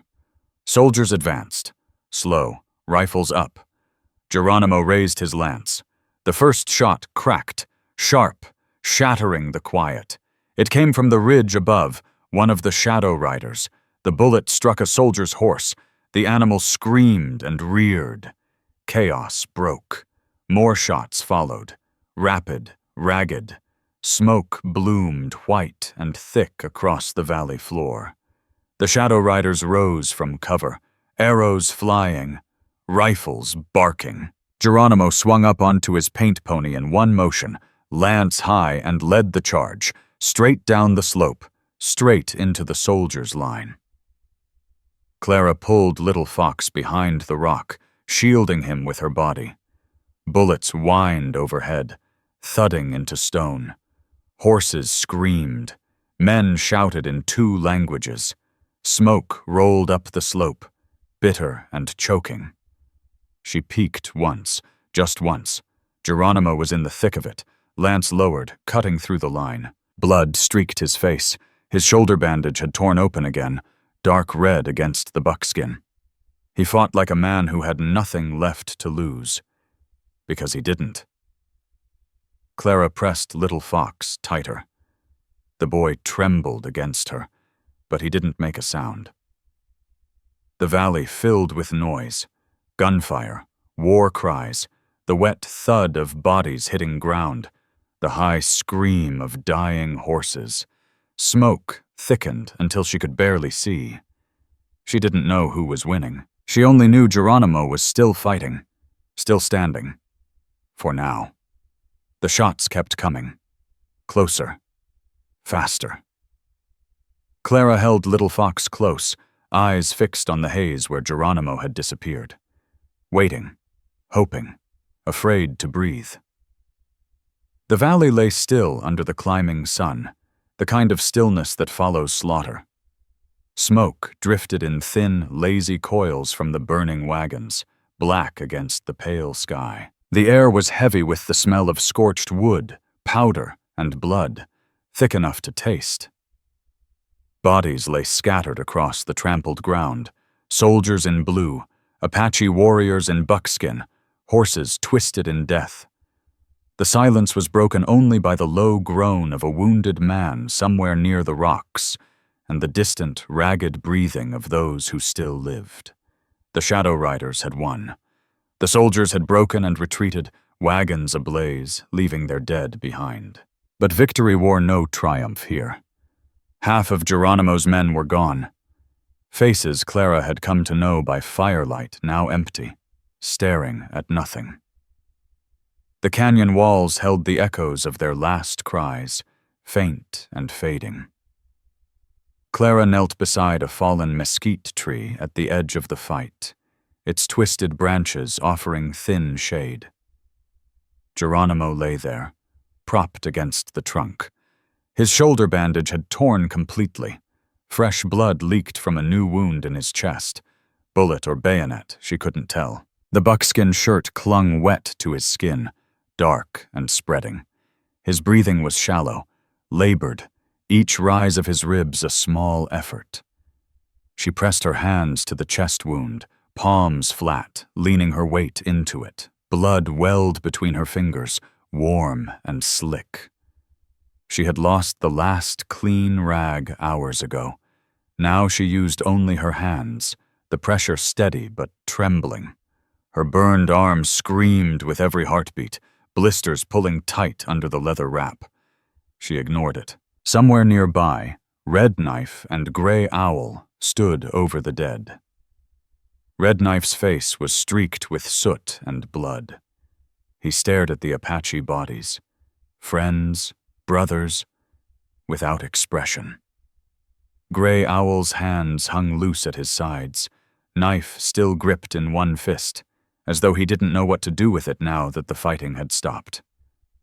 They didn't speak. They only looked.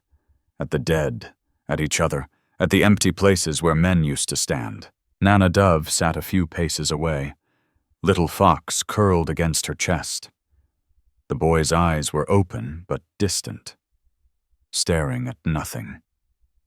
Nana Dove's face was streaked with tears she didn't wipe away.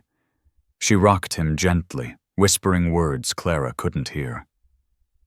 The boy's small hand clutched her shawl. His breathing was quick, shallow, like a bird trapped in a cage. Clara's eyes burned. She blinked hard. When she looked down, She saw the glint of something small in the dust beside her. Her wedding ring, the thin gold band Jed had slipped on her finger years ago. It must have slipped off during the fight, lost in the scramble. She reached for it with blood-slick fingers, hesitated, then closed her hand around it. The metal was warm from the sun, scratched and worn. She stared at it a long moment, then opened her hand again and let it fall back into the dirt. It sank into the dust, gone. Geronimo stirred. His eyes opened slowly, fever bright. He looked at her, really looked, then at her hands pressing his chest. "We won," he whispered, voice cracked and faint. Clara swallowed. Her throat was raw from smoke and unshed tears. "But at what price?" she said softly. He didn't answer. His hand moved, slow, weak, and covered hers where she pressed the wound. His fingers closed over hers, tighter than she expected. Not a grip of strength, just a hold, a refusal to let go. She felt the slow throb of his pulse beneath her palms, faint but stubborn. She felt the heat of his blood, the shallow rise and fall of his chest. She felt the weight of everything they had lost, men, land, the old ways, and the fragile thing they had gained. This moment, this breath, this shared silence under a merciless sun. She didn't pull away. Nana Dove rose slowly, still holding Little Fox. The boy had fallen asleep against her shoulder, face slack with exhaustion. She walked over, small steps, careful, and knelt beside Clara. She placed one hand on Clara's shoulder, light, steady. "He needs you now more than ever," she said quietly. The words landed soft, but heavy. Clara looked at Geronimo, his eyes half closed, breathing steadying under her hands, then at Little Fox, small and trusting, asleep in Nana Dove's arms. The decision was already made. It had been made in the shelter when he held her hand through the fever. It had been made when she refused to speak in Ryder's tent. It had been made when she told him she had no people left. But the cost was still bleeding. Blood seeped between her fingers, slow and relentless.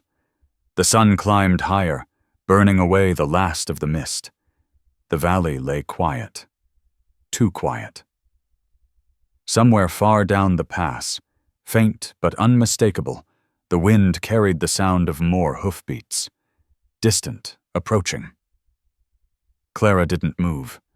She kept her hands pressed to Geronimo's chest. She kept her eyes on his face. She kept Little Fox in her sight. The hoofbeats grew clearer.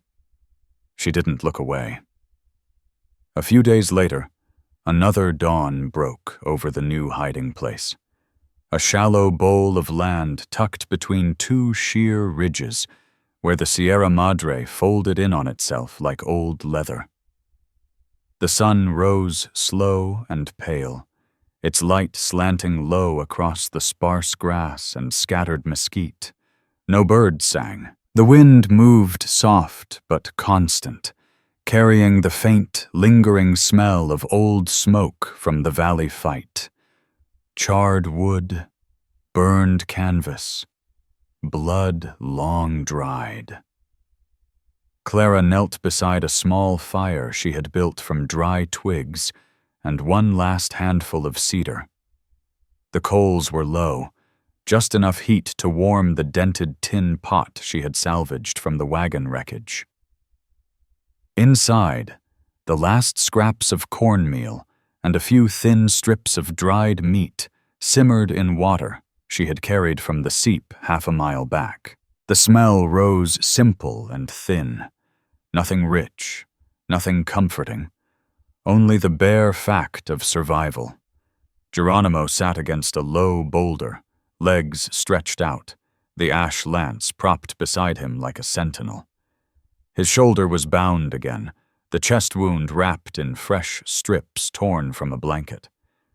The blood had slowed to a slow seep, but his color was still wrong, gray beneath the copper of his skin. He breathed carefully, each inhale measured. His eyes, though, were clear. They followed her hands as she stirred the pot with a stick. Little Fox sat cross-legged a few feet away, knees drawn up, watching Clara with quiet intensity. The boy had not spoken much since the fight. He held a small stone in both hands, rolling it between his palms as though it might keep him steady. His eyes flicked between the fire and her face. The camp around them had shrunk. The Shadow Riders were fewer horses, fewer rifles, fewer voices. The canyon folk moved slower, spoke less. Nana Dove had taken the youngest children deeper into the rocks at first light, but she had come back alone to sit near the fire, eyes red-rimmed, hands folded in her lap. Clara ladled the thin stew into 2 tin cups, one for Geronimo, one for Little Fox. She set them down carefully, then sat back on her heels. Her burned arm ached in steady waves. The leather wrap had begun to chafe again. Around her neck hung a small necklace of polished stone beads, gray and brown, strung on sinew. Nana Dove had given it to her the night before, pressing it into her palm without ceremony. It was no ornament. It was a mark. She belonged now. No ring on her finger, no name that carried weight in the world below these ridges. Only this.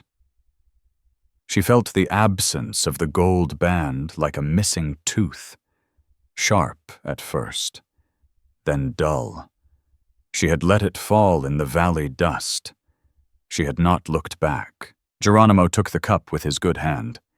He drank slowly, eyes never leaving her face. When he lowered it, he spoke, voice rough, low, but steady. "You fed me when I was hungry," he said. "Now you keep me alive." The words hung between them, simple and heavy. Clara met his gaze. Her throat tightened. She felt the weight of every choice that had led here, the refusal to speak in Ryder's tent, the hand she had not pulled away in the shelter, the rag she had torn for his wound. "And you gave me a reason to stay," she answered softly. She reached across the small space. Her fingers brushed his cheek, rough, scarred, warm. The faint line of the scar from Ryder's blow still marked her own face. She knew he saw it. He lifted his hand slowly, covering hers where it rested against his skin. His palm was calloused, fever-hot, trembling just enough to betray the effort it cost him. He did not speak again. He only held her hand there, steady. Little Fox watched them, silent, unblinking. The boy's small fingers tightened around the stone in his hands. The fire popped once, sending a spark upward. It drifted, then died. Nana Dove rose from her place. She walked over slowly. Small steps, deliberate. She stopped a few paces away, looking down at them. Her eyes moved from Geronimo to Clara, then to the boy asleep against the rock, then back. She did not smile. She did not weep. She only placed one hand lightly on Clara's shoulder, once, then nodded, once, small and certain. She turned and walked away, back toward the deeper rocks where the others waited. Clara and Geronimo sat side by side, hands still touching, the fire burning lower between them. The wind moved through the pass, soft now, almost gentle, lifting fine ash from the coals. It swirled upward, gray against the pale sky, drifting toward the horizon. No promises were spoken. No vows of forever. Only the quiet knowledge that they had lost too much to believe in easy endings.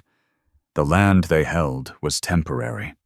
The soldiers would come again, Not today, perhaps not tomorrow, but surely.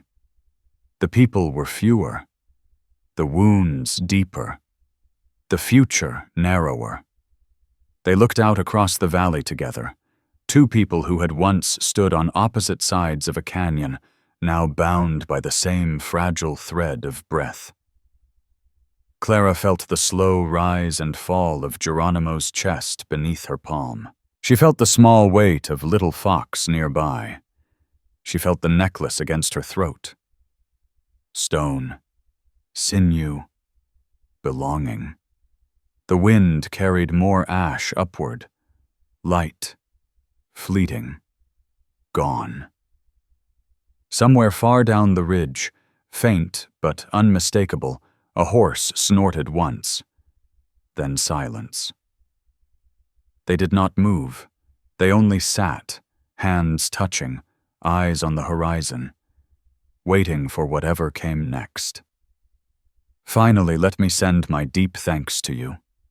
Thank you for listening, and for allowing this story to speak to your heart. The Wild West still holds countless truths, some painful, some tender, all worth remembering. Stay with us, subscribe, comment, and invite others to discover these untamed stories. From our hearts to yours. Thank you for being part of this journey. Aviso legal barra disclaimer.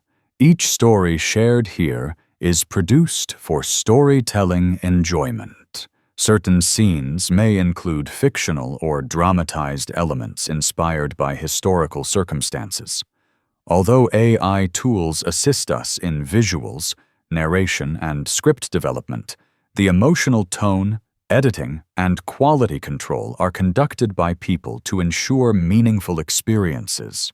We fully uphold YouTube's policies, using no deceptive recreations or impersonations of real individuals. All creative resources are properly licensed. Unauthorized copying, re-uploading, or remixing is not permitted. Thank you for supporting the effort behind every episode we create.